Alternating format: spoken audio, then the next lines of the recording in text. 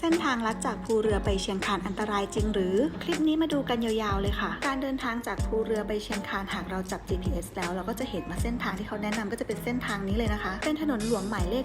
2399ค่ะก่อนที่เราจะมาเราก็เห็นหลายคนรีวิวนะคะว่าไม่แนะนำให้มาเส้นทางนี้ค่ะยิ่งห้ามก็เหมือนยิ่งยุนะคะเราก็เลยต้องมาให้เห็นกับตาแต่ก็แอบรุ้นเหมือนกันนะคะว่ามันจะเป็นยังไงก็เลยถือโอกาสทำคลิปออกมาให้ทุกคนได้ดูไปพร้อมกันค่ะเพื่อใช้ประกอบการตัดสินใจก่อนการเดินทางสิ่งแรกที่เราเห็นนะคะคือวิวที่สวยงามมากๆเลยค่ะความชันของถนนก็พอประมาณนะคะแต่ไม่ได้ถือว่าชันมากจนน่ากลัวจะเป็นถนนชันถนนราบสลับกันไปค่ะส่วนความโค้งก็จะมีโค้งมากโค้งน้อยนะคะจุดที่โค้งมากๆก็ไม่ได้น่ากลัวเกินไปช่วงแรกของถนนนะคะก็จะมีป้ายสีเหลืองเตือนเราตลอดทางเลยค่ะก็จะเป็นการแจ้งเตือนนะคะว่าเป็นทางลาดชันให้ใช้เกียร์ต่ำค่ะพอขับต่อไปเรื่อยๆนะคะวิวข้างหน้าก็สวยงามมากค่ะพื้นถนนก็จะมีขรุขระบ้างนะคะก็ไม่ได้เรียบเสมอบนถนนก็มีรถน้อยนะคะเหมือนคนเขาก็จะไม่ค่อยใช้เส้นทางนี้กันหรือเปล่าไม่แน่ใจค่ะแต่ที่ดูมาตั้งแต่ต้นยังเป็นถนนของโนนสะอาดอยู่นะคะยังไม่ได้เข้าสู่ทางหลวงหมายเลข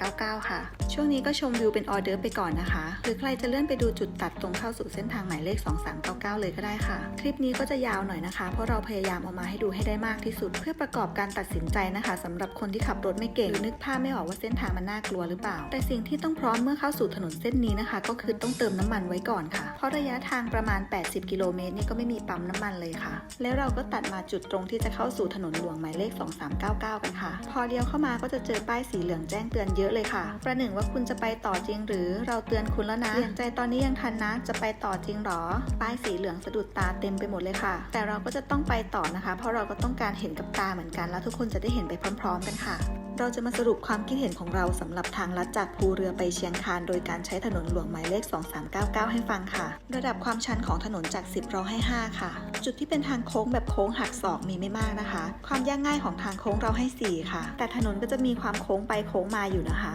สำหรับเราแล้วความอันตรายของถนนเส้นนี้น่าจะเป็นการขับในเวลากลางคืนค่ะเพราะเขาค่อนข้างเปลี่ยวนะคะข้างทางก็ไม่มีไฟค่ะแล้วก็เป็นแบบนี้ในระยะทางค่อนข้างไกลเลยนะคะเกือบ100กิโลเลยแนะนำให้ใช้เส้นทางนี้ในช่วงกลางวันดีกว่าค่ะจะได้เห็นวิวสวยๆด้วยและสำหรับคนที่เคยขับรถขึ้นเขายะเที่ยงแล้วหรือว่าดอยอ่างขางหรือดอยอินทนนท์แล้วนะคะเส้นทางนี้ถือว่าสบายมากเลยค่ะต่อจากนี้ไปก็เชิญทุกคนศึกษาเส้นทางพร้อมชมวิวสวยๆประกอบการตัดสินใจในการเดินทางกันยาวๆได้เลยค่ะ